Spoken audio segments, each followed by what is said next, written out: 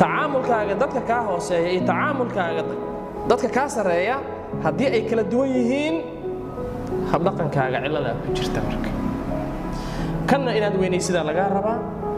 kanna inaad u naxariistidaa laga rabaa markaas meesha waxa imaanaysa marka isku dheelitirnaan dhanka shakhsiyadaada ah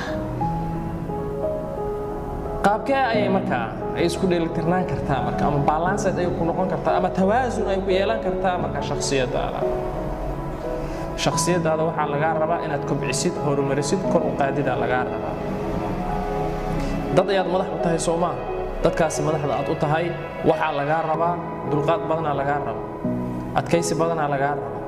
dhimrin badan laga rabaa naxariis badan laga rabaa tabantaabo badan laga rabaa wanaag badan ayaa laga rabaa sida aad u wanaajinaysid qofka madaxda ku ah ama sida aad u wanaajinaysid madaxdaada ama qaabka ugu wanaagsan aad u tacaamulaysid madaxdaada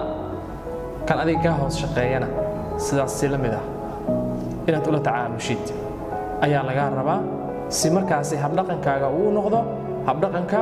ugu wanaagsan haddii marka ay dhacdo in shaqaalahaaga aad ku qaylisid ama qofka ka hoos shaqeeya aad ku qaylisid canaanatid ku buuqdid ma kula tahay shaqadaas in lagu hagaajinayo ma lagu hagaajinayo shaqadaasi si motivation leh ma lagu qabanayo shaqadaasi ma lagu qabanayo si nafsaani yani qofka inay nafsadiisa shaqadaasi ay rabto shaqadaasi ma lagu qabanayo jacayl bas waxa loo qabanayaa waajibkaaga gudo